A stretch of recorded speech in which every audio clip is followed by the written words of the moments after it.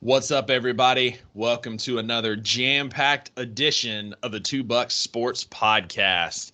Checking in live and on the road again. I'm going to welcome my esteemed colleague and co-host, Uncle Buck. Uncle Buck, where are you at this week? What's up, Rusty? The Two Bucks tour is on the road again. I am in beautiful Jackson, Mississippi, for some engineers meetings, the statewide office. Don't let the life on the road fool you. This is not something that is fun. So I sat through an ethics meeting today, and if anybody has sat through an ethics meeting before, you know that it is just nail biting, just riveting. Absolutely. How many Power Rangers conventions are there? Because I feel like every week you're at a different Power Ranger convention. Well, it's not conventions. So last week I was at training for a piece of software that we use to help me become more knowledgeable on how we use it. This week it's what they do this engineers meeting twice a year, and then every year we have one in Chattanooga for all of the people in the region, and then we do this statewide twice a year. Everything else is just training that my boss thinks I need.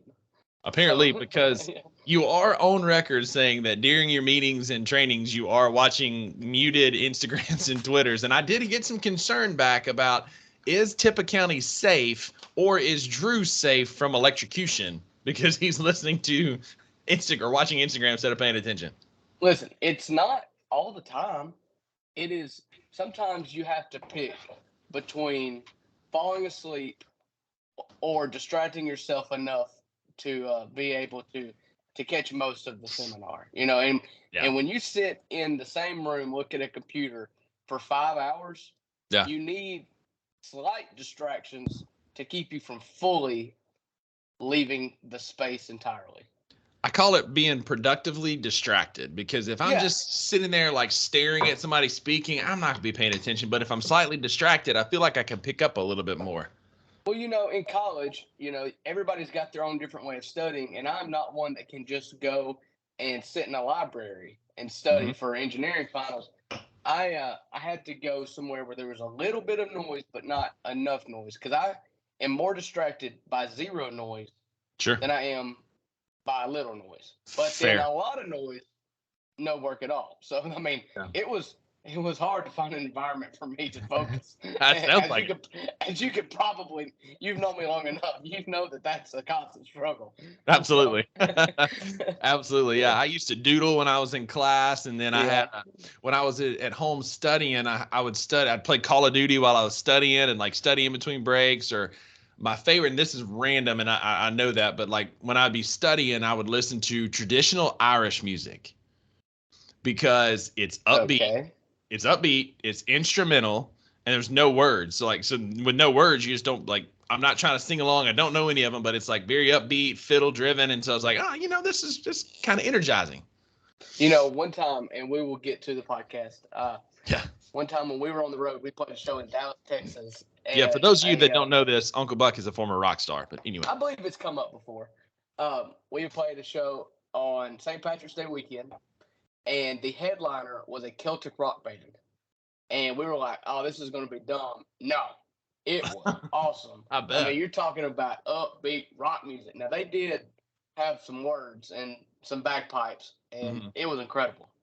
Yeah, I imagine, man. If y'all have never checked it out, look up Irish music. It hits perfectly right when you need it. So, all right, Uncle Buck. First up, man, I am struggling today. I am sore. I am tired, and it has been quite the weekend. Well, tell everybody what you did this weekend instead of watching college baseball. Which was a good move on my part. We'll get to that in a little bit. Solid move. I should have went with you. Yeah. The state of Mississippi is in shambles when it comes to college baseball. But, I went with some buddies. Had a good friend of mine, Scott Hobson, invite me on a hiking trip this weekend. And we left the beach, drove to right outside of Bryson City, North Carolina, and we hiked 30 miles of the Appalachian Trail from the Nantahala Outdoor Center to the Fontana Dam. So any enthusiast of the Appalachian Trail will know that's a beautiful section of some up and down. We started at about 1,500 feet above sea level. We climbed to 4,800 and then back down to 1,700. And I almost sold my soul during one thing called Jacob's Ladder, where we climbed 600 feet in a half mile. Drew, I'm telling you, man, like I'd walk for 30 minutes and I'd look down at my watch and I'd been less than a tenth of a mile. And I'm like, you've got to be kidding me. Like, this is how it ends. I was convinced that I was going to, like, that was it. It was over. Yeah, I've been there. Did I ever tell you about the time I went hiking, overnight hiking? How did I not know about this? Yeah, so basically it goes back to when our good buddy Chris was living in Kentucky. He got big into outdoors, and he had a friend who had been hiking a good bit. And they've got the Cumberland Gap up there that a bunch of people come and hike at. And so it was me and Chris and his buddy Adam and Chris's father-in-law and brother-in-law who was a Marine, and me, who no, I'm not a Marine. I'm nowhere close. And so, long story short, I'm just not cut out for this, you know. So. The first day, I was like, okay, this is great. It was one night. We went down, stayed the night, and went back to the car the next day. And so the first day, they said, all right, we're going to descend and find water, basically, and find a campsite, and then we'll work our way to the car the next day. So first day was fine. I mean, beautiful, beautiful. Don't let anybody tell you that hiking isn't beautiful. Nothing else, it's beautiful. Can confirm. And so, yeah. And so we would stop, and we'd find waterfalls and enjoy it, take it in. And then we went to the campsite, and the campsite was great. We put our little pop-up tents up, and we got the fire going. We cooked us a meal, and just sang and ate our hearts out for a whole night. And the next morning I wake up, and there's snow on the ground. And we went about this time of the year, and it's in the mountains. And so one could surmise that there might be a little snow on the ground. What nobody told me until after the fact, because everybody else did this, they just didn't tell me. Put your shoes in the tent. And so I had cold feet to start the day. And only to make matters worse, for everybody that knows me, I'm a short fella. And we go out, we pack our campsite up. It's a little chilly. Everybody just kind of warming up, getting their coffee in us, and we pack up. And I'm like, all right, tour guide, where are we going? And he just looked at me and grinned, and he pointed up the mountain that we slept at the base of. And he said, that's where we're starting. And so I'm not kidding you, Rusty, when I say this was like a 75-degree angle. Here's 90. We are going 75 degrees up the mountain. And everybody was like, okay, this is going to be hard. They don't know how hard it is. As a 5'5" dude, I'm wearing tennis shoes. It is leaves on the ground with snow on the ground. And there was nothing more humiliating in my whole life than starting that day off trying to get up that hill and making it 5 foot and sliding back down, and then making it 10 foot and sliding back down. And then at one point, everybody was just standing up at the top looking at me, waiting on me. And I was like, y'all want to help? Help. If not, just keep going, and I'll get up, find you when I find you. And Rusty, what happened after that was we made a barrel of monkeys. You know the little game where you stick the monkeys in the barrel and you grab one at a time, see how long you can make it? Yep. Yeah, it was a barrel of monkeys getting me up that hill. Just lowest point of my life, having to be helped up that hill. And it was the first thing we did that day. When we made it to the end, there was just nothing left in the tank. I was just collapsed. Yeah, I wish that I would have been a part of that trip. There's nothing in this world I wouldn't give to watch you try to get up that mountain with those little feet and little legs. Yeah, because you wouldn't help. At least I had people that would have helped me. That helped me. I would have helped after I got a video. After I got a video, I would have helped, because our followers on Instagram would have needed to see that as well. So we'd have got a video, and then I would have helped. Yeah. So yeah, you're talking about lowest of the low. That feeling, knowing that I may be stuck at the bottom of this mountain is just, that's as bad as it gets. There's always a tale like that with hiking. You know, we had a great time this weekend, plenty of campfires, plenty of brown water, and meeting. I tell you this, hikers are interesting people. We met a lot of different folks. They're the most caring and like sharing type people. They're really nice. People would walk into camp and be like, hey, I'm missing this, and somebody would give them something. Right. They also smoke a lot of weed. I've never smelled so much weed in my life. And like Saturday morning, I got up and I was making my coffee and getting ready under this little porch of the shelter we were staying at. And this guy walks up and speaks to me like, hey man, what's up? He's like, hey, how are you? I'm like, good. So I boil up my coffee, throws this little sack on there, and out comes a bowl and some marijuana. And I was like, sir, we are not the same. We are not the same. Yeah.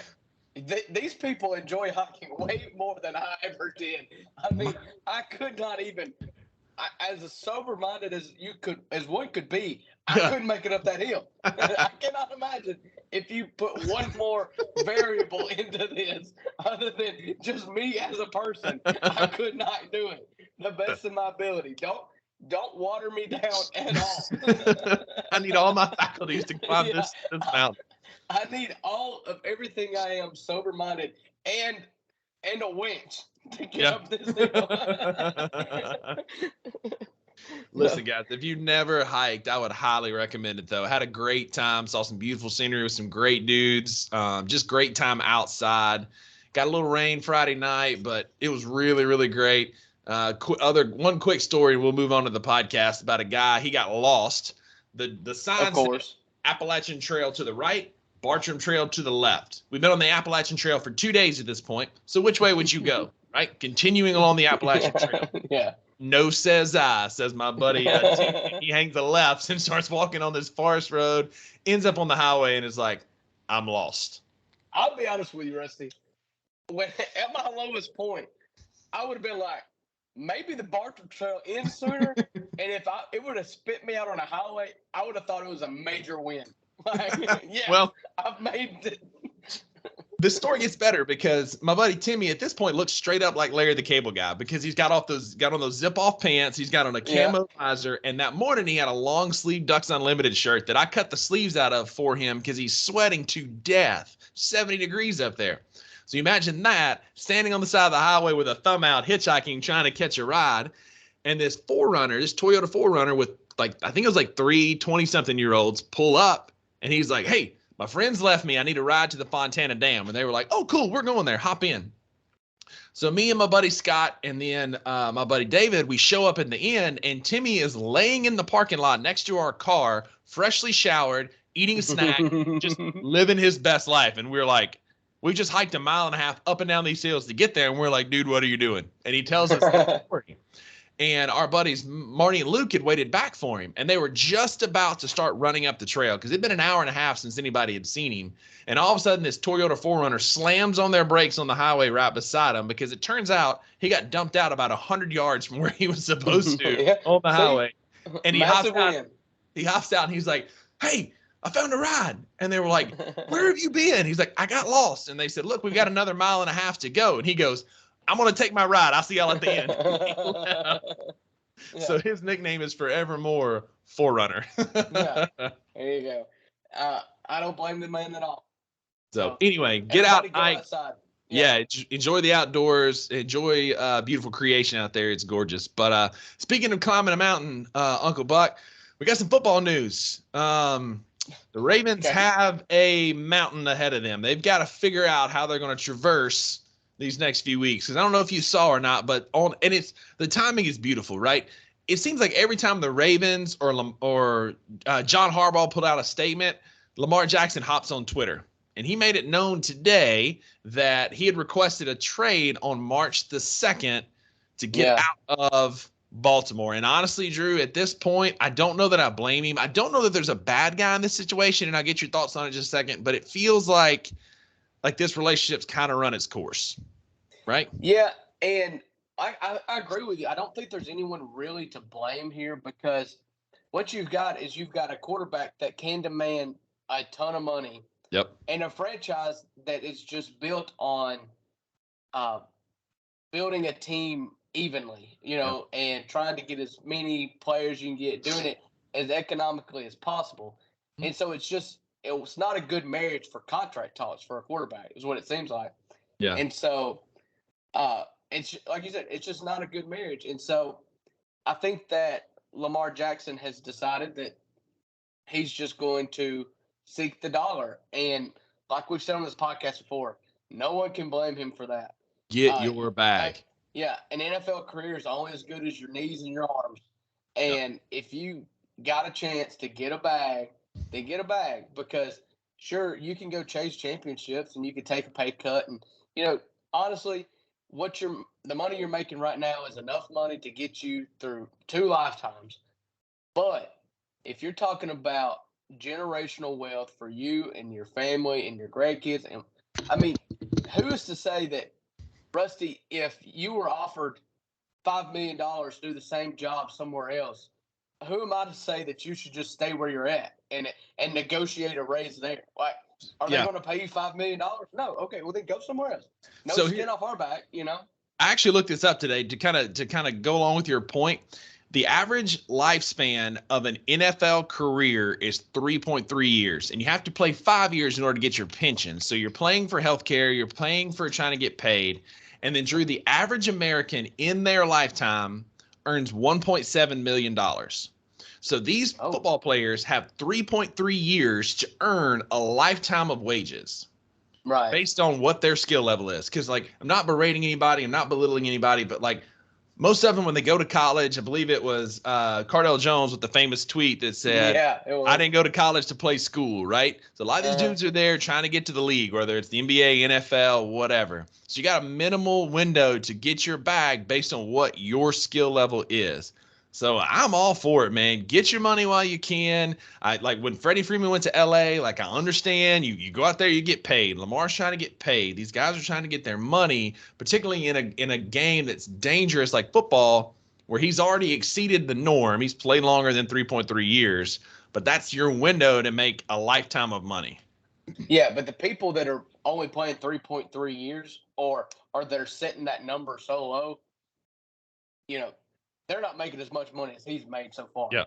As he was the last pick in the first round, I think. So he's made plenty of money, and he's going to make plenty of money even if he re-signed with Baltimore. But go get that $40 million a year contract that you feel like you're owed. And if I was a Ravens fan, I'd probably feel much differently. Yeah, but that's kind of that's kind of a team though that prides themselves on culture and the Ravens way. They've kind of, like the Steelers are kind of the same way. It's like they've never really overpaid for anybody. They won a Super Bowl with Trent Dilfer as their quarterback, so they're not going to massively pay for a quarterback. Yeah, also the greatest defense since the '85 Bears. Right. So and a stone cold killer at middle linebacker. No, that is not hyperbolic at all. Yeah, so that's our talk on the big thing. It would be interesting. And then we'll get on to Grizzlies, and we'll get on to. I got one more football topic, but go ahead. Okay, well, then we'll get on to another football topic then. What would be interesting is, what if the Jets went and signed Lamar Jackson and forced, like a signing, kind of forced Green Bay's, push the envelope a little bit. That'd be interesting because, I root for chaos. Mm-hmm. And so tell Green Bay, all right, fine. Do you want Lamar Jackson? Because if not, then you've got Aaron Rodgers. Yeah, and it would be such a funny situation that they signed all the people that Aaron Rodgers wanted, which ironically were all the same receivers in Green Bay when he said he didn't have any receivers, and then they go with somebody else. That'd be incredible.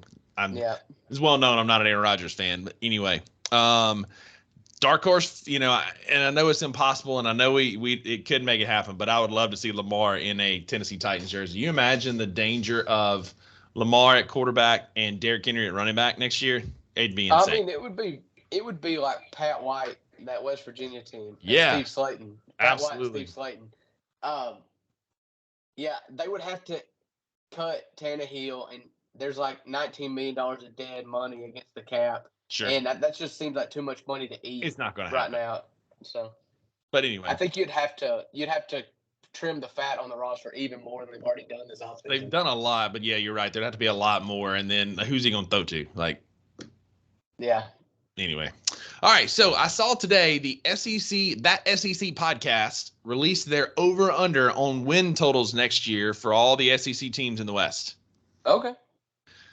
Just quick hot take before we move into the Grizz. We got a lot to take on. You just want me to pick over under, and I want to get your take on the Ole Miss and the Mississippi State over under on the wins. Just a quick gut reaction. Have you seen this? No, I haven't. But let me just go ahead, and I'm gonna pull up the schedule real quick. So, I'll kind of give off some of them. The only ones that really matter to us are State and Ole Miss, but Alabama is picked at over under at 11.5. Arkansas and Auburn are both at 7. And I guess we can kind of run through these and get our thoughts on each team's highlighting State and Ole Miss. But Auburn and Arkansas both at 7. LSU at 9.5. A&M at 8. Ole Miss at 7. Huh? Too high on A&M. Way too high. I can't wait to watch that blow up between Jimbo Fisher and Bobby Petrino. But and then Ole Miss is at 7.5. State is 6.5. Okay. All right. So I'm looking up Ole Miss's schedule right now. So your non-conference games are Mercer at Tulane, Georgia Tech at home, and ULM at home. Mm-hmm. So in a perfect world, now I know Tulane was really good last year. They won the Rose Bowl or Cotton Bowl. Cotton Bowl, I believe, yeah. So you're looking at 4 wins. That's how you have to look at this as you're the SEC school. You never, in the offseason, chalk up a loss to Tulane. And so then you've got Alabama at home, Alabama on the road, Auburn on the road, at Georgia, and at Mississippi State, with your home games being LSU, Arkansas, Vanderbilt, and Texas A&M. So the next step, I'll always look at non-conference games. 1. Mm-hmm. So right. I'm going to assume 4-0. Ole Miss is an 8-4 team. They started the season hot. They ended the season very poorly, but they return a lot. They're going to have their pick between 3 decent quarterbacks. Whoever's the best out of those is going. I'm not going to worry about quarterback. So I'm going to assume that they're average at best. So look at the East opponents. You've got Vanderbilt and Georgia. That's 1-1. Mm-hmm. 5-1. Okay. And Alabama, 5-2. LSU at home. I'll call that 5-3. Although that game gets squirrely and it's early. Arkansas on the road, calling it 6-3. Auburn on the road, call it a toss-up. A&M, who knows, call it a toss-up. So my point is Mississippi State, that's always a toss-up. My point is I'm at 5-3 or 6-3 with 3 toss-ups. The number's at 7. Those 3 toss-ups, 2 are on the road, 1's at home. Mm-hmm. So I'm going to say Texas A&M's a win because, like I told you last year, I'm never going to assume Ole Miss is going to lose to A&M. I quit respecting them a long time ago.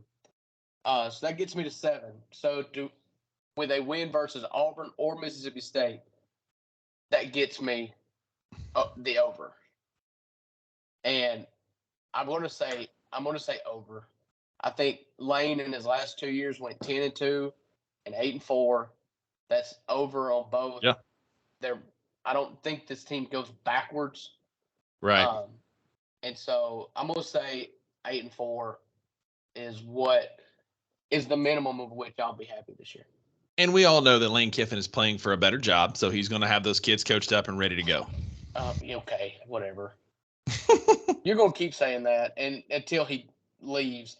And then 5 years later, you're going to be like, I told you. And I'm like, well, you've been saying it for 5 years, Except for every offseason, his name is always coming up in new jobs. But anyway. Oh, I'm sorry. How many times has he left? He almost went to Auburn. He almost doesn't count. All right, we'll see. But I asked you at the end of football season if you were ready to have this conversation every offseason, and we've had it every offseason so far. Hey, as long as he keeps winning, that's fine. But I told you last offseason, I'm done. Next time he's going to have to go or keep his name out of the rumors. That's what I said. We both know what's going to have to happen there. He's going to have to get the walking papers. And you know what? If he wins 9 or 10 games again this year, and bigger schools than Auburn are flirting, then that's par for the course, I guess. I'll say I agree. I think Ole Miss is. I think 7.5 is a good total. I think 9 wins is probably very likely with that schedule. East opponent having one of them is Vanderbilt, a very favorable non-conference schedule. At Tulane is kind of tricky. I know they were a very senior-heavy team, but we'll see what kind of team they are. But I mean, I think 8 wins is very realistic. Well, they were 10-2 this year, but they're also Ole Miss. Yeah. So yeah. We beat them last year. So. Yep. Mississippi State, 6.5 wins. It's always up in the air when you have a new coach. Zach Arnett at his first year at the helm after the tragic passing of Mike Leach. System is relatively the same on defense. Still going to run a very similar 3-3-5. We brought in the OC from Appalachian State, which has been in his 1 year as the OC, was a top 20 offensive team nationally. Our schedule is not bad. I was just looking at it. Non-conference is Southeast Louisiana at home, Arizona at home, and then Western Michigan at home and Southern Miss at home. So I think that's 4 wins. We went to Arizona last year and beat them pretty handily. We were definitely the better team, and that's a tough play, right? You traveled 2 time zones away, played at some altitude. It's not a traditional road game in a sense, so that's a big win. So I feel fairly confident we could beat them at home. Then we have LSU and Alabama at home. Probably 2 losses, though we should have beat LSU last year. That game's been kind of squirrely the last few years where it's a lot closer than it should be. Could that be a win? Maybe, but for the sake of this podcast, we're at 4-2 with the loss at LSU and Alabama. Play at South Carolina on September 23rd, which is an hour and a half from me. So you bet your butts I'm going to be there. And I'm calling that a win. That's a win, man. That's a win. South Carolina's trending in the right direction. They've done some good things in the transfer portal, but there's been nothing to show me that's sustainable success yet. So I'm calling that a win. That's our one road, big road victory. If y'all win that game, that is an upset. Yeah, I mean, that's fine. Don't go into that game thinking that y'all are going to be favored. No. I'm calling a win right now. 5-2. It's one of those. They're the sexy, trendy pick, but our defense is going to be really good next year. We got a lot of guys coming back. Spencer Rattler is good, but sometimes he's very, very unpredictable. So there's always that opportunity that he may shut down. So at that point, we're 5-2. So we're already a win away. At Alabama at home is a loss. Like I said, beat Western Michigan. At Arkansas, that's a weird rivalry that we usually tend to lose at Arkansas. So I'm going to go ahead and say 5-3 there. At Auburn, last year they came to Starkville and jumped up 21 points, and we came back and beat them. Hugh Freeze's first year, I'm not as high on Auburn. 7 wins, I feel like that's a lot for that team with a big turnover. I think he'll do a good job in turning that around. But I say that's our 6th win right there. We get Kentucky at home, and in that rivalry, the home team always wins. We lose at Kroger Field in Lexington. They lose in Starkville. That gives us our 7th win. I think A&M's a toss-up. We beat them last year. State has had A&M's number since they moved to the SEC. I think we could beat them, beat Southern Miss, beat Ole Miss. That's realistically, our ceiling is an 8-9 win would be a huge victory, but I think somewhere in that 7-8 win range is where we're going to live. So I'm going to take the over on Mississippi State as well to win 7 games next year, because there's 3 constants in life though: death, taxes, and Mississippi State getting picked last in the SEC West. Happens every year. Well, and this year they should. I mean, I'll be honest with you. I guess an argument can be made for Arkansas, but they're returning KJ Jefferson. Right. They're returning a 4-year starter. An argument, I can't really make an argument for Auburn or A&M or LSU or Alabama or Ole Miss to be last. Mm-hmm. And so somebody's got to be. Sure. What's always fascinating to me is it seems like the trend, and maybe it's just the last few hires in college football, year one has always been, or recently seems to have been, a big success for new coaches. You look at what the unproven coach, Sam Pittman in Arkansas, took them out of the gutter in year one, had everybody believing. Kiffin went 8-4 or 7-5 in year one.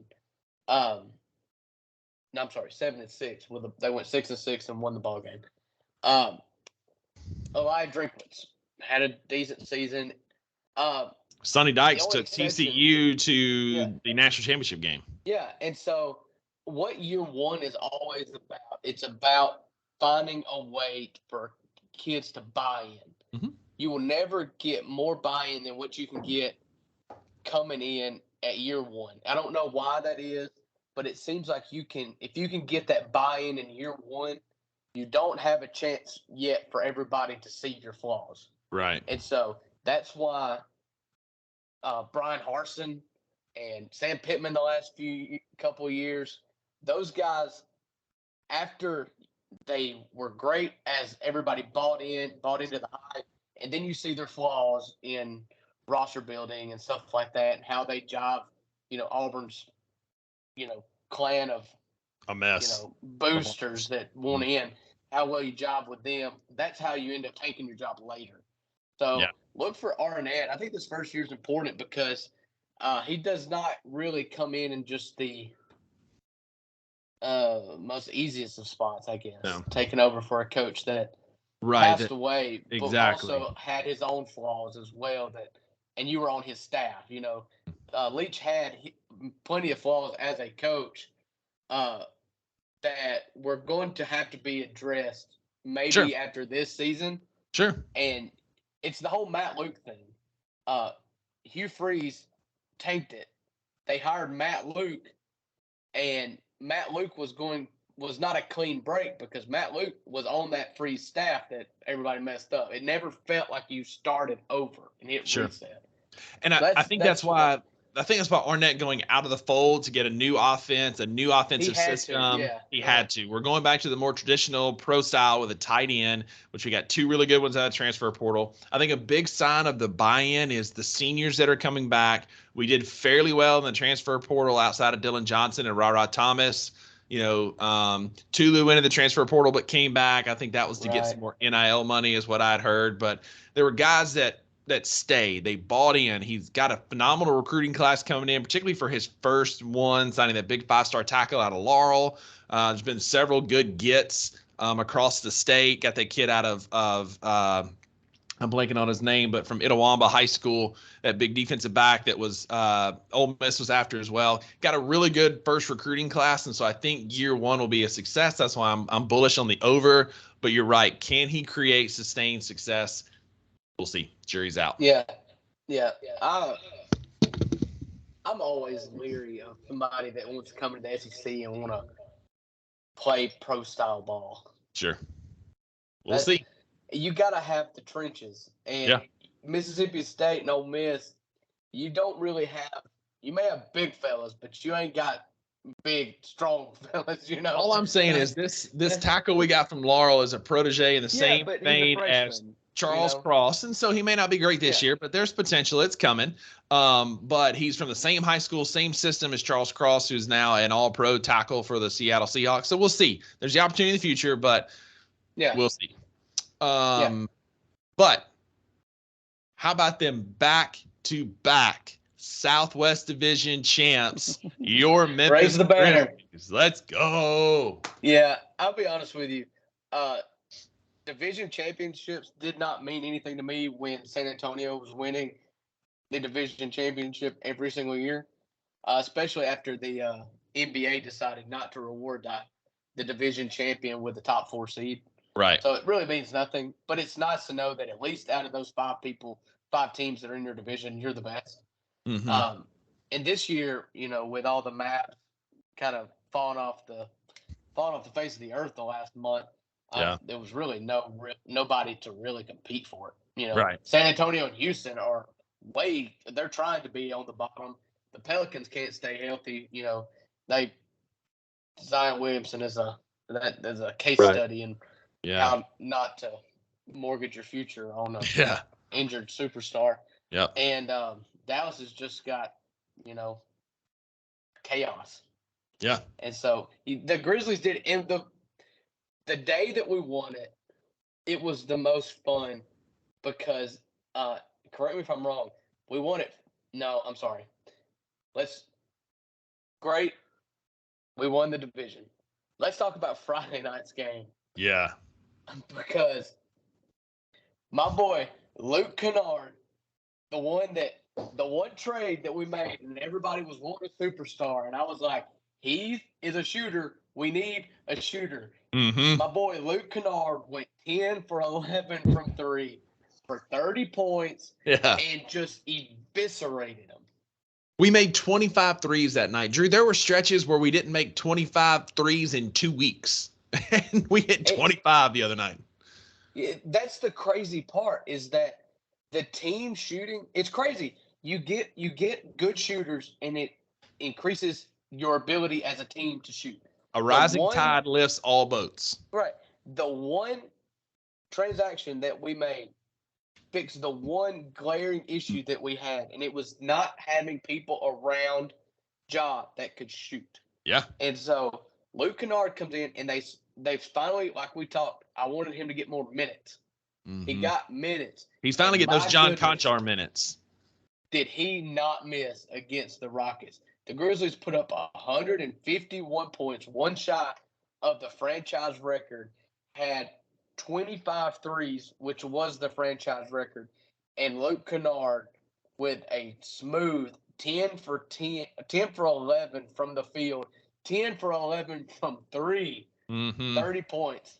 Got 30 points, shooting 0 2-pointers and 0 free throws. Is as impressive as it gets. His stat line is zeros. He had 3 assists, 1 steal, but he had 10 threes. And just not even 2 months ago, before this trade happened, we were bemoaning the fact that like Desmond Bane was our only shooter, and so they would just keep a guy on him, and we had no options. And so what's shadowed by that is, he made 10, Desmond made 5, which is definitely a great sign. Right. Santi was 2 for 2 from behind the arc, and so like again, Luke being there is going to be a problem. The Grizz had 83 points at halftime in that game and just absolutely dominated the Rockets from start to finish. Luke Kennard looked the part, and it was, such a great win. Like you said, the rising tide raises all boats, and this is an outlier game.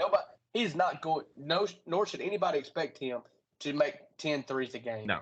But if a good example of the rising tide raising all boats, the Grizzlies shot 60% from 3 in that Rockets game. That's 25 of 42. Without Kennard, they shot 15 for 31.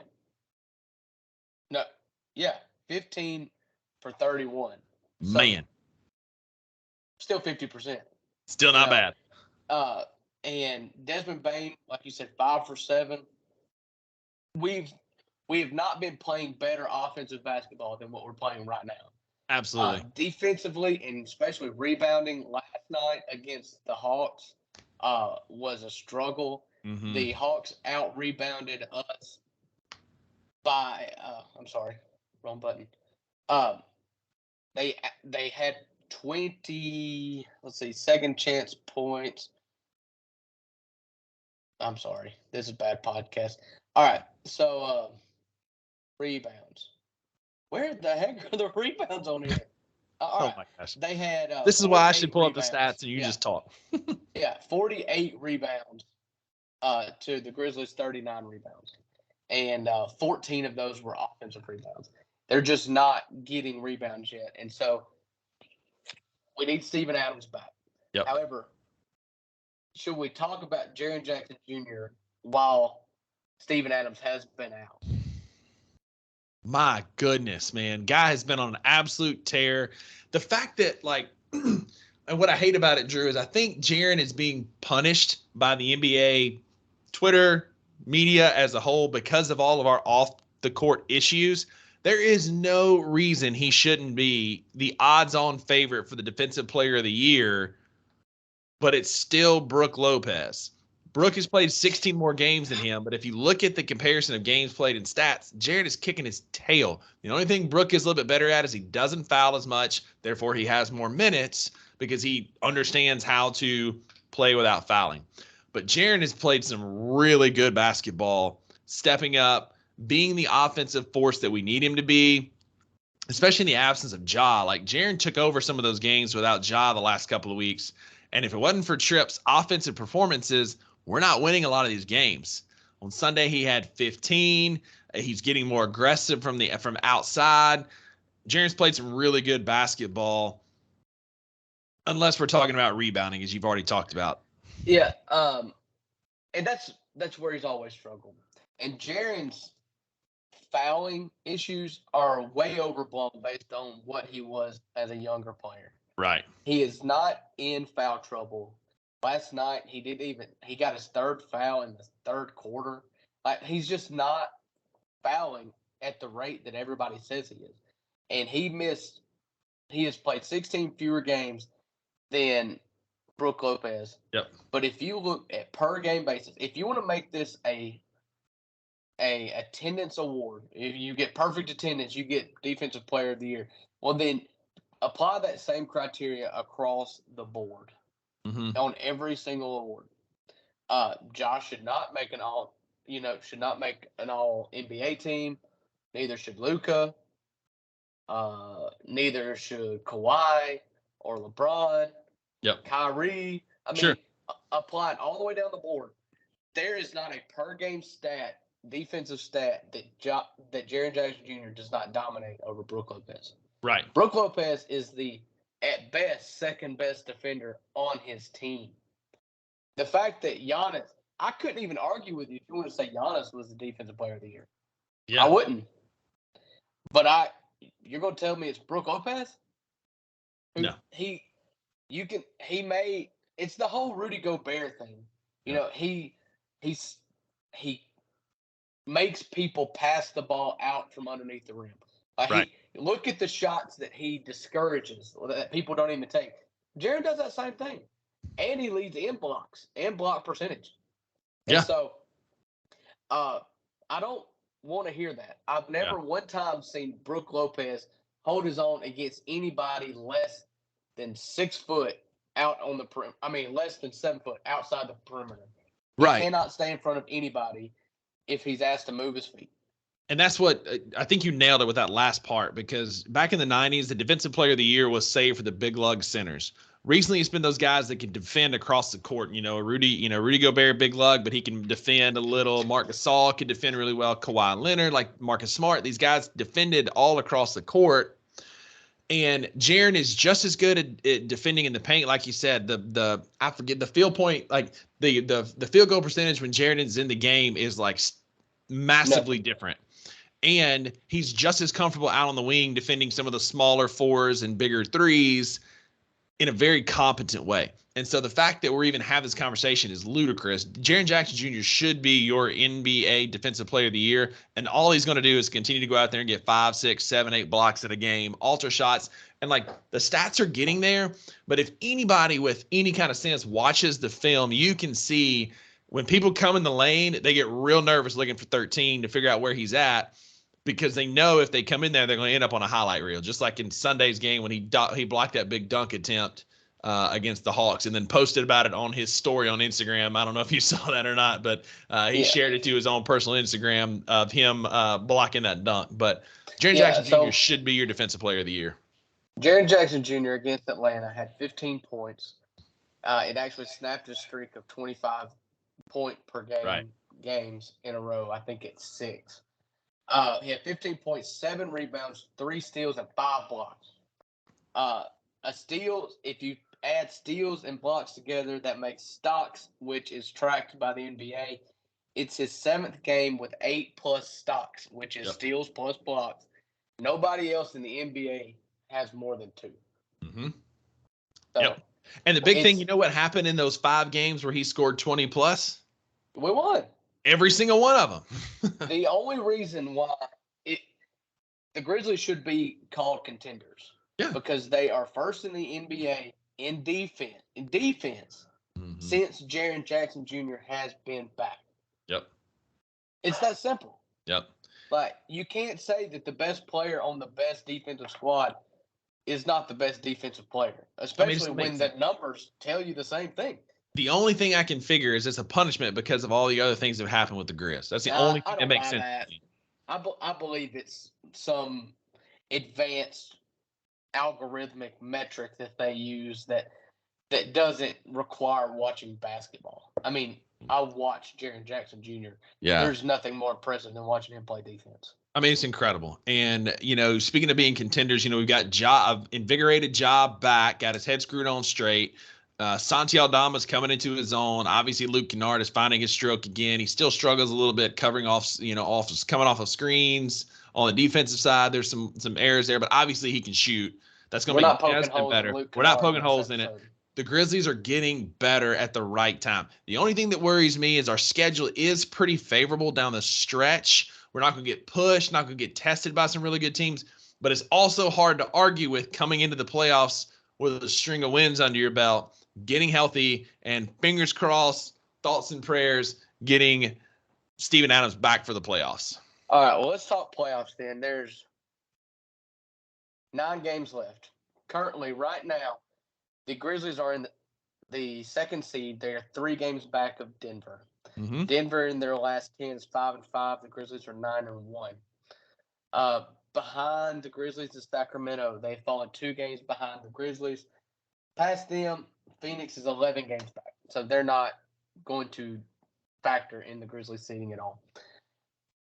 I believe that the 2 seed is the best spot for the Grizzlies to be. I think that there's a case to be made that Denver may be losing on purpose to drop back to the 2 seed. And that is to keep from that second round matchup being against the 4 seed Phoenix Suns. With a healthy Kevin Durant. And you can say what you want. Chris Paul's broke down. He's never won anything important in the playoffs. Those are all right. They've got Kevin Durant. And if you're looking down the list of teams here, tell me who you would want to play less than Phoenix. Yeah. Clippers, you're absolutely right. Would you rather play the Clippers than Phoenix? Yes. Yeah. I would. They've got Paul George injured now. Golden State. We talked about that last week. Give me Golden State, man. I want those dudes. Minnesota, New Orleans, the Lakers, the Thunder. The only one out of that list that I just don't love, and it's not like necessarily superstar power. Whatever reason, when we play Minnesota, they do a really good job of getting us in the mud and beating us at our own game. Remember last year in the playoffs, they gave us a different team this year, man. I mean, you're right. They've got Rudy Gobert now. They clog the paint too much. I am less scared of Minnesota today than I was last year. Give me Minnesota, actually. I'll go that far. All right. The only thing that will hurt me about playing Minnesota is that Mike Conley and Kyle Anderson are Timberwolves. That's fair. Yeah, so I think the first round matchup, as it stands right now, the Grizzlies would play the winner of Minnesota-New Orleans. Mm-hmm. This will change. We'll talk about it again next week. You will get the winner of Minnesota-New Orleans as the 2 seed, and then the second round matchup would be the winner of the 3-6 matchup. 3-6, right? Which would be Golden State or Sacramento. Golden State. Mm-hmm. And then ideally, if everything goes chalk, you play Denver or Phoenix.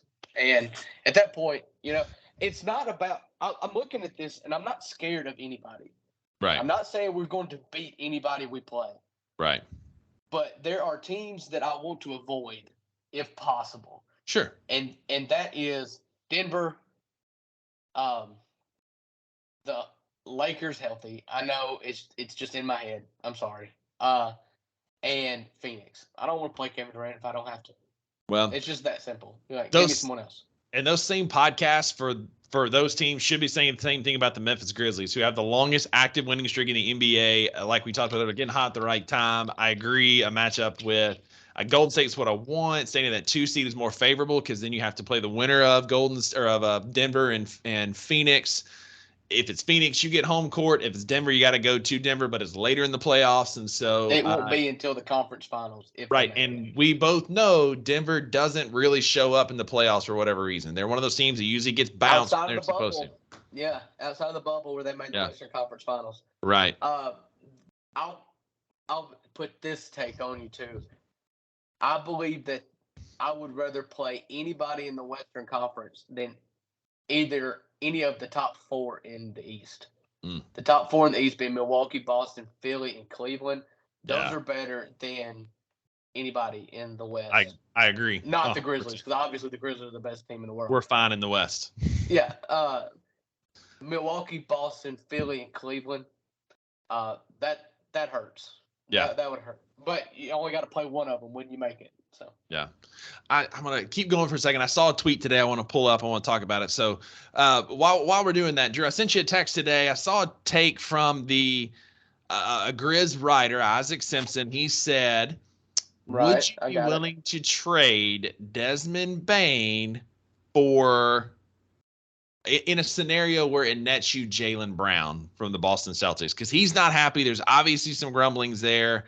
What's your take on that?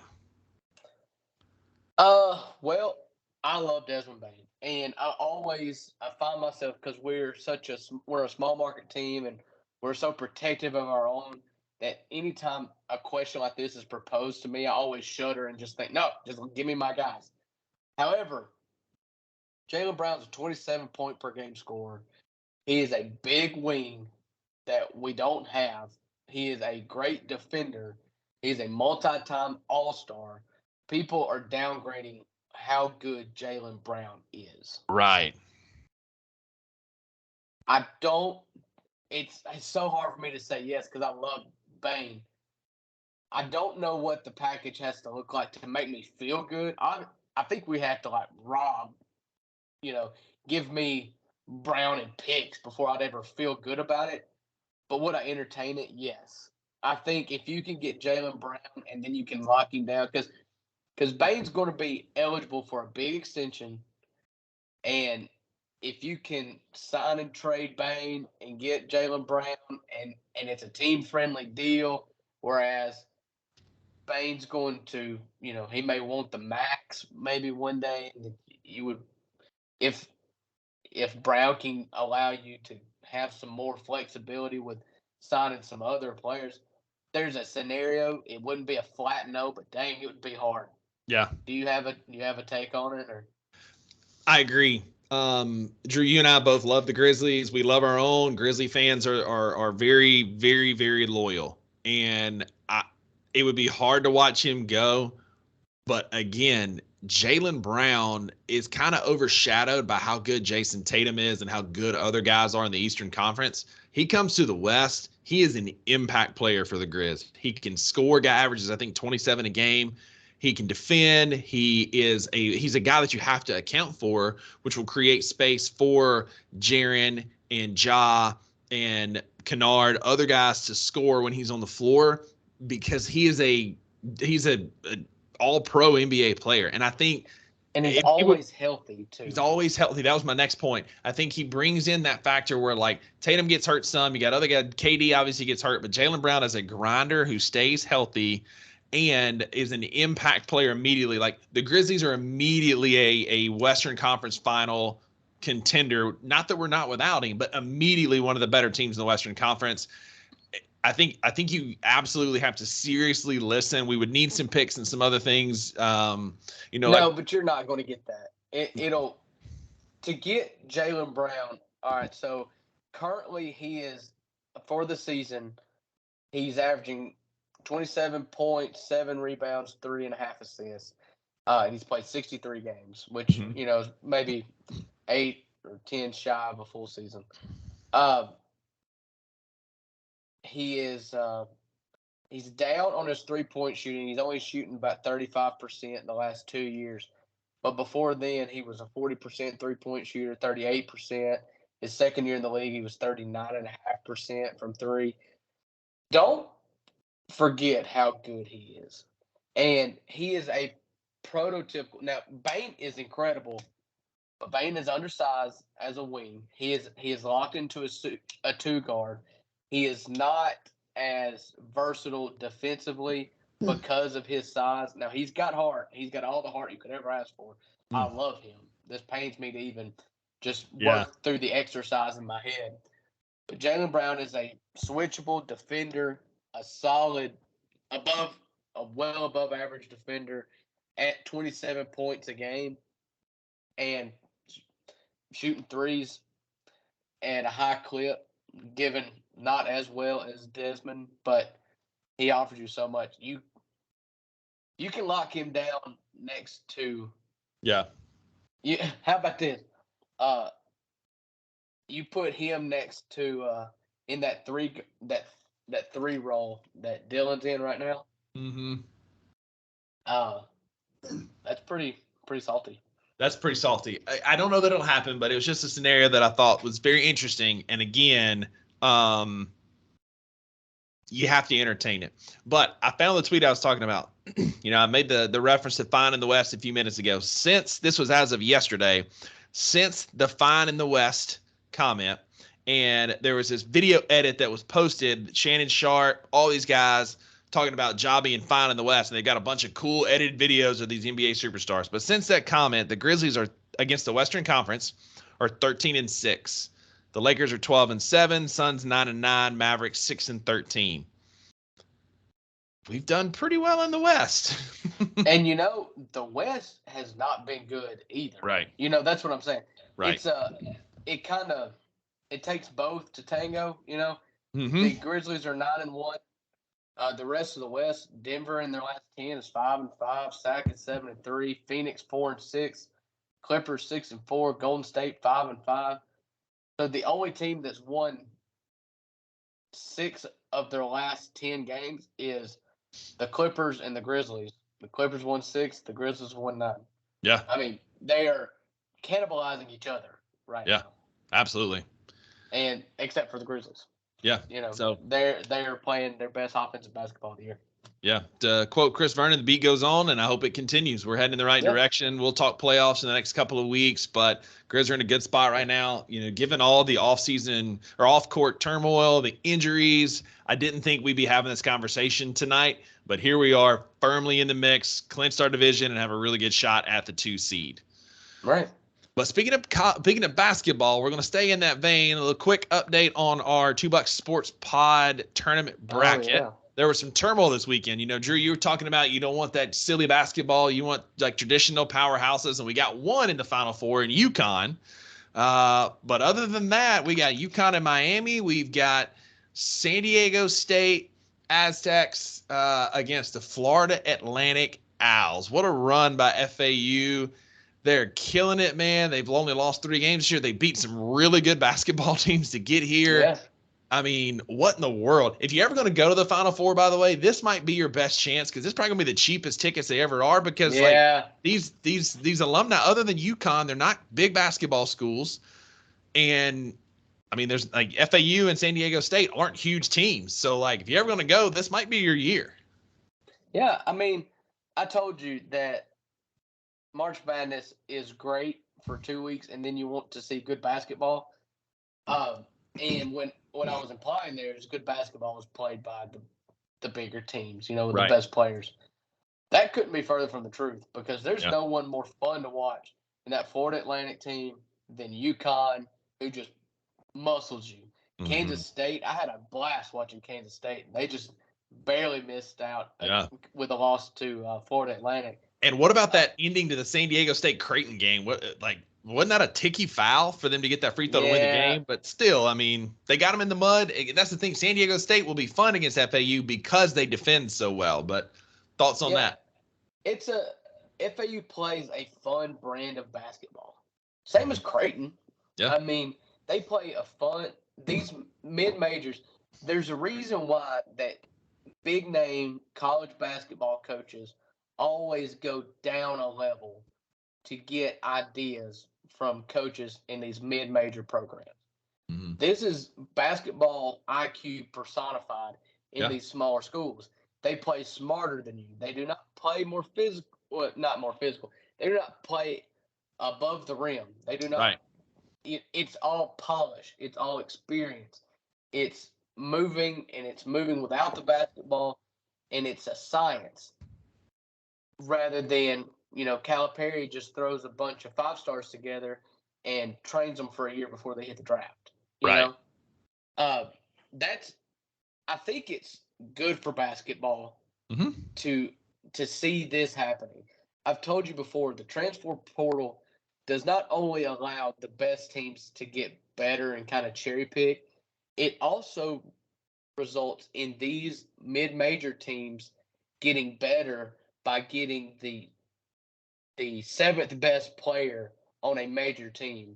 If that kid goes to a lower level, he's instantly increased the ceiling of these lower level teams. Mm-hmm. It is smoothed out. I mean, there's a reason why that in the last 5 years, or this year, that you've got big upsets happening against teams that you would have never dreamt. Now, I don't think Fairleigh Dickinson had a lot of Duke transfers, but you see everything. You see it in college football when Marshall beat Notre Dame. That Marshall running back was a former, was it Auburn commit, five-star running back commit? Yep. The transfer portal has smoothed out a lot of this, and you got these great coaches in mid-major programs who will end up being great coaches at major programs, no doubt. And that's when you find out if you can recruit and coach. Yeah. But I was wrong. I thought that you would, you want to see the big teams play each other. But I'm just as excited to see these matchups in the Final Four as I've been in years. I couldn't agree more, man. Like you said, UConn is fun to watch. They're very physical. They're a very big team. Miami runs the floor, plays in space really well. They're a very fast, athletic team. Against San Diego State's very, very defensive-minded, but they, FAU is, again, fun brand of basketball. I think it's going to be really fun. And shout out to, we have a couple. So my brother Clark had UConn in the Final Four, which I did too, by the way. I've made a roaring comeback to be 7th in our pool, but I'm out of the money here. Then Hannah BB24. I don't know who that is. I don't either, but or Han BB24. If you're listening to this podcast, shout out. You had UConn in the championship game, losing to Arizona. Opportunity if UConn goes to the championship game, and then Han BB24 wins our bracket pool. Yep. And then 130, Brandon, did we confirm? Is that an easy or is that lump? Do we know? I have failed to confirm that. That's on me. I need to message. But most importantly, had Miami in the Final Four, which is huge. He's sitting in first place with 640 points. Miami as the Final Four. Who else picked Miami, right? Nobody else is really going to pick them. Had Kansas, Miami, Alabama, and Purdue in his Final Four, but Miami made it, man. Shout out. That's a phenomenal call. So that's our top 3 there. And it's the only ones that have a chance. That have a chance. If UConn makes the national championship game, then so really it's a 2-dog race between. Well, if UConn wins, then and BB24 will win because her and Clark both have UConn making it to the final. So Clark can't jump her. Right. So it's Han BB 4-4. Race. Yep. Or 130 Brandon 1. So one of those two will be the winner of the inaugural $2 Sports Pod Tournament Challenge and the winner of that very coveted $2 Sports Pod T-shirt. Yeah, we'll start designing that this week. Yeah. But this is a college baseball podcast. But do we really want to talk about college baseball? Because the state of college baseball in the state of Mississippi is less than desirable right now. Tough weekend for both of our programs, as both of our programs just did not show up. The last 2 national champions are 0-12 in their first. 0-12 in their first 6 conference games. Both of us got run out. I saw a funny tweet today, and it said, and I was there when we were making that magical run in 2021, which I'm wearing the T-shirt, 2021 national champs, the pitching ninja, trying to bring some good vibes to the Bulldogs as we take on Sanford tomorrow night. But it said, when I said give me just 1 championship and I'm good, I'll be happy, I still meant I wanted us to be good. And that's very interesting. Like I said the same thing. Like, God, please, if. Like, I know you don't care about baseball, but if you give us this national championship, I'll be good. Right. I still wanted to be competitive after that. What did our 2 programs do? Did we sell our souls to the devil? What happened to get our national championships? No, I don't think. I think Mississippi State fans are from the devil, so you don't have to really sell your soul. Wow. Ole Miss has a rough go of it right now. They're hitting the ball okay. Their pitching is really struggling. I'm not going to keep going on about this because it's the same thing over and over. They can't pitch. They keep walking folks. I've got a stat here. I'm sure you've seen it because it was a Mississippi State Twitter account that tweeted it out. The ERAs for all the SEC teams. I had that pulled up. Yeah, I had that pulled up. So up. Ole Miss has played to start the year Vanderbilt and Florida. They are sitting at number 1 and number 5 in ERAs, team ERAs on the season. Right now, Ole Miss is 13th with a team ERA of 9.5. Yep. And Mississippi State is at 14th with an ERA of 16.1. We're giving up over 2 touchdowns a game. But again, kind of like y'all, the two teams we played were Vanderbilt and Kentucky, who are 1 and 3 in the ERA category. Right. And both teams absolutely rake. Vanderbilt hit the ball all over the yard against Ole Miss. Kentucky had another great weekend this weekend. They've only got a couple losses on the year, but a 16.11 ERA is terrible. Drew, a quick stat. Mississippi State has only been 0-6 2 times to start SEC play. The last time being 1952 and the other time being 1939. And both times we were 0-6 to start SEC play, we ended up 0-7. So that's not look good for the home team this weekend, as our schedule does not get any easier. Just embarrassing. Like, there's a standard, and I'm going to go on a rant here for just a second. There's a standard of, just like at Ole Miss, there's a standard for Mississippi State baseball, and it's not being held up right now. We're not putting on a consistent effort. We got punked last weekend by Kentucky when that guy flipped his bat at our pitcher after he hit that home run. There's just no pride in the program. You wear that M over S, and you got an opportunity to be something, to be part of a very historic program, and we're not doing that. We're getting embarrassed. We're getting run ruled. We're giving up 3 touchdowns to Vanderbilt on our home field. We lost 26-3 in a baseball game on Friday night, and didn't look like we gave a crap. And that's the hardest part, is that we just don't look like we care.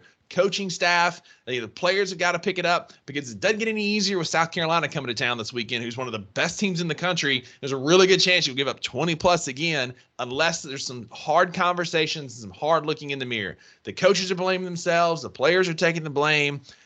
Somewhere in the middle is probably the truth, but something has to change. We're scoring runs. We hit the ball fairly well against Vanderbilt, especially on Sunday. It's sad to say that it wasn't a terrible loss, and we lost 11-7, but we actually scored 7 runs. We looked somewhat competitive for a while, but somebody's got to walk out on that mound and be like, listen, this is my game. I'm that dude, because we don't have that guy right now. We don't have a Will Bednar walking through. We don't have a Brandon Woodruff or a Ethan Small that's going to walk out there and be like, you know what, I'm going to get us a win. We don't have that guy that's a weekend starter. Could be Bradley Lofton in a couple of years, but he's a freshman. Probably going to be Durangelo. He's a freshman. Our best chance is Nate Dome, but we're using him in like a relief role. I know that's a long-winded rant. I'm just frustrated because there's no pride. It just doesn't look like anybody cares.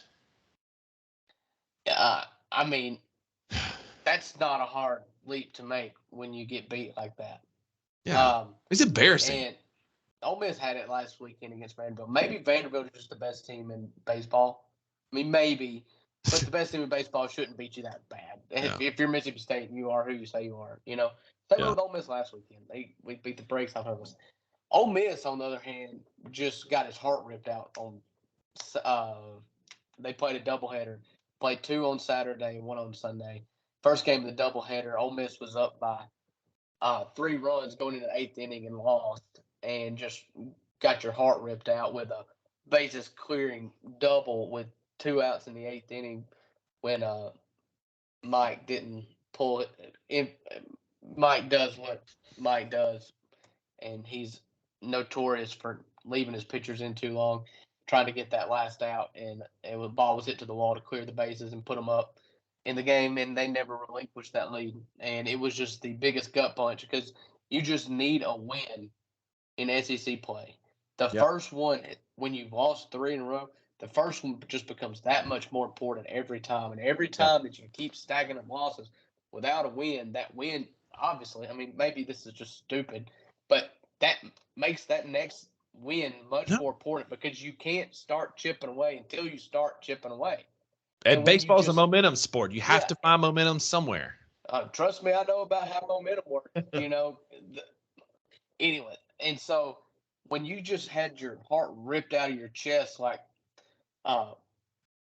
Lloyd Christmas did on Dumb and Dumber, when you have your heart ripped out of your chest like that, and then you have to play a game an hour later. Yeah. And they put up fight. The team has fought, but you can't. Grayson Saunier, the freshman. I told you that if he was good, then I thought the team would be good. He has not been good. He's walking everybody. If they put the ball in play, he's good, but he can't keep from walking, folks. He lasted like 2 1/3 in game 2. They beat us. And then in game 3, you hung around in there long enough to keep me watching, but you never could quite get the timely hit. And here Ole Miss sits at 0-6 in the SEC, not 10 months removed from a national championship, and you're making a road trip to College Station this weekend to take on Texas A&M, a team that hasn't been as good as they thought. Insert Texas A&M joke here. But you're still a road game in Bluebell Park, which is it is a cult gathering anytime you go to College Station. Yeah. And so, trust me, if you don't throw strikes in Bluebell Park, they are going to ball 5 your tail to death. Yeah, absolutely. And if you think it's hard to throw a strike just on a regular 0-0 count, wait till they're counting your next ball before you throw it. Oh, yeah. It will be unbearable. Yeah. And so, with Ole Miss, it seems like they can hit, and they've got young arms. So as long as you can chip away and win as many as you lose until you can maybe get the ball rolling downhill, I have a little faith because there's pieces there that you can look at like, he's good, he's just not playing well. We've seen it. You've got your ace coming back. What's going to stink is if you are out of this before Hunter Elliott can even get back. Yeah. That's what I'm scared of. If you can tread water, because, like I said, if you can get to 14-16, 15-15 in the SEC, you're going to be in the tournament. The problem with getting to 15-15 in the SEC is you've got to go 15-9 the rest of the way. Right. This team ain't 15-9 good. No. That's the hole we've dug ourselves in here. Yeah. You've got to get on your winning ways, and you got to get on your horse quick. Yeah, because it doesn't get any easier. Both of our schedules don't line up very well for us. And we talked about, you speaking of your guy at the beginning of the season, I said if this team's going to be good, Slade Alford is having a good year because he was great in the Wooden Bat Cape Cod League. Drew, he has 7 errors so far. We have 9 errors at third base alone between him and David Marchand. And I've seen Slade Alford. He's tried third base. He's no Cameron Jones, but at this point, maybe let David Marchand, who's a freshman, get in there and get his lumps because he's clearly not the answer. 9 errors at third base. It's embarrassing baseball. We can't run anybody out there. We're hitting the ball okay, but we just throw strikes, man. So many times we get in there, we walk the first batter, get a runner on base, and God knows if you get on base against Mississippi State, you're going to steal second and possibly third because we couldn't throw out my grandmother running to second base. Yeah, and that's the frustrating part when it comes to because it bleeds in. If you don't throw strikes and put the ball in play, it bleeds over. And then that's when you end up with defensive players that just lollygag. And Peyton Chatagnier, who is a 4-year starter at second base, who never makes errors, can't quit right now. It's the yips. It's there's no pace to it because it's constant walks, it's constant hit batters. And when you've walked 3 people in a row, it happened in the most crucial time against Florida in game 2 on Saturday. You're in it. It's a 2 or 3 run game with the bases loaded because they've been walked around or hit or, how many times this weekend did we load the bases with 1 or fewer hits? It's happened every weekend. Yeah. And then a double play ball is hit as 1 out, not 2.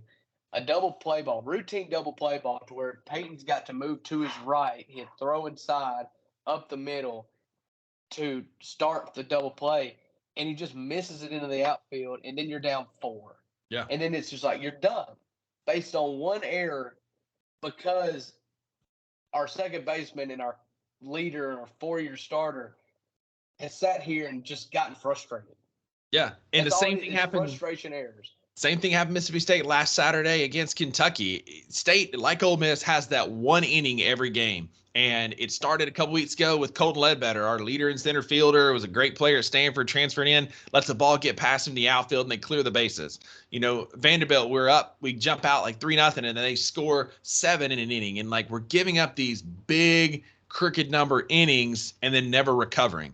And it starts with walks and hit batters. I don't think I've ever seen a baseball team hit as many batters as we have this year, and it's blows my mind.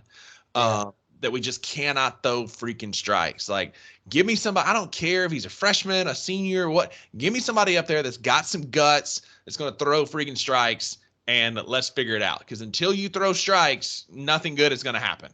Yeah, that's it. And honestly, it's the only thing that can save a season.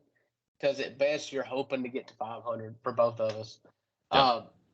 And if you don't throw strikes, I feel like a broken record. If you don't throw strikes, you're not going to give yourself the opportunity to win. Not at all. You will sink yourself quick by walking, folks. And you may not win if you don't walk, folks, but you sure can lose. Yeah, absolutely. And we are both putting on a clinic in how to lose games when you walk and hit batters. It's unbelievable. Yeah. I tell you this, based on recent trends, I feel bad for whoever the national champion is this year. It's not going to come from the state of Mississippi unless those mustard buzzers do, but the last 2 national champs have not fared very well.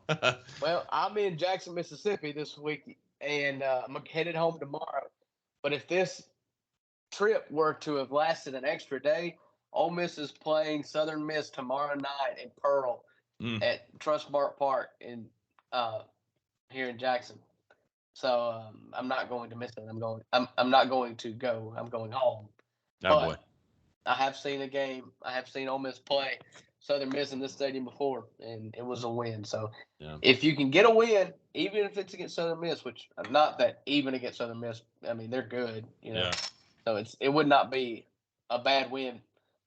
So just go win, psych yourself up. This is a team that you knocked out of the Super Regionals last year. Mm-hmm. Try to get that mojo back, getting that familiar feeling of beating Southern Miss, despite the fact. So we beat Southern Miss to go to the College World Series last year. The guy that pitched game 1 in the Super Regionals, Hurston Waldrop, pitched against us last weekend as the day 2 starter for Florida. And we had as much luck against him as we had against anybody. And still lost. So absolutely, man. Just one last quick little reminder. This is from a few days ago. Robbie Falk tweeted out. This was on Friday after the Friday game. Starting pitching for Mississippi State versus the SEC so far this year. In 11.2 innings pitched, they've given up 11 hits, 24 runs, 20 of them earned, 14 walks, 6 hit batters, and 17 strikeouts. This is an absolute disaster. Giving up 2.5 runs per hit is a heck of a stat. I mean, that's incredible. Incredible. That is a disaster. Oh my goodness. Yeah. An absolute disaster. So, listen, guys, if we get a win tomorrow night against Samford, we ain't back. We beat a bad team. Probably going to get embarrassed this weekend by South Carolina. Just please don't give up 2 touchdowns to South Carolina and then find a way next weekend against Alabama. That's your only, looking ahead with Alabama, Ole Miss, and Auburn on the schedule. Alabama and Auburn, the only ones that are hey, you could get some traction. Because right now, dating back to last season, we're 0-17 in our last 17 games against the SEC, and that's abysmal. That's on coaching. That's on preparation. That's on players. That's embarrassing. Embarrassing. You gave the stat about the last time that Mississippi State was 0-6. They went on to be 0-7. The last time Ole Miss was 0-6, the first time starting 0-6 since 1996. That 1996 also lost the game to LSU that didn't count in the standings, and was 1-17 at one point in the league. Jeez. That was Jeez. pre Mike Bianco. So Yeah. that's where I'm going to leave that here. I can promise you Ole Miss will not be 1-17 in the SEC this year. Mississippi State might. Yeah. We might get a win next week against Alabama. Until somebody walks down on that mound and shows some gumption that they got some guts and they're willing to throw some strikes. I always ask you, like, where are you at 1 to 10? Like, I'm going to be close to a 1, maybe a 2 until we find somebody that's going to grab that baseball and go throw strikes on a Saturday night in the SEC ball. Yeah, pretty low. Not that low. Yeah. I'd say about a 4. Yeah, I'm probably 2.5. Yeah. Just because and that's me being the eternal optimist that I am. Right. I still think there's a scenario in which Ole Miss can get their 8. If you get your ace back, things change, but you still got a month till that happens. Yeah, I mean, we got Pico Khan who could come back. We got an opportunity for him to. He's a very good pitcher. He's got an opportunity. He's been hurt. If he comes back, he might be the one. Still no timetable on his return, but like I just hadn't seen enough from anybody else that show me anything. Yeah. That's all I've got for baseball. Don't make me talk about it anymore. I'm done, man. Terrible baseball being played by our teams right now. What else you got? Anything else? No, I'm not got anything else for tonight. I'm nice and sad now. The last thing I'll say, I kind of end on a positive. Did you see the Grizzlies team picture? No. I'll post it on our Instagram. There's this great picture. They always take the picture at midcourt with everybody. The team picture. Yeah, and I love they're in their city edition, the black with the like blue silver. So if you haven't seen it, look it up. I'll post it to our on our page. But everybody's nice and neat and smiling and looks good, and then you zoom in on the right side. It's Dylan, isn't it? Zoom in a little closer, and then you find Dylan Brooks staring into your soul on the far right-hand side, giving that same look he gave Clay in the Warriors game a couple weeks ago, and especially contrasted by the big grin of X beside him, John Concha, I did it too, Luke Kennard and David Roddy's grinning on the front, and then there's Dylan looking like a menace in the back row. I'm gonna go find it. It's an incredible picture. Incredible picture. Right. Rusty, I enjoyed another podcast this week with you. Yeah, man. Always fun. Remember, find us on Instagram and Twitter at the number 2 Bucks Sports Pod, Facebook 2 Bucks Sports Podcast. Please like, share, comment. Let us know what you think about the show. We're open to feedback. Give us some comments. Like Uncle Buck has said in the past, you can give us all the hateful comments you want. Just give us a 5-star review. That's all we ask. So, all right. Don't forget to check us out wherever you get your podcast or our YouTube listeners. Howdy. Thanks for watching. Uncle Buck, that's all I got for this week, man. Hey, I have enjoyed it. I'm glad you made it back for your hike with both legs and arms working correctly. And we will catch up again next week. All right, guys. See y'all next week. Bye.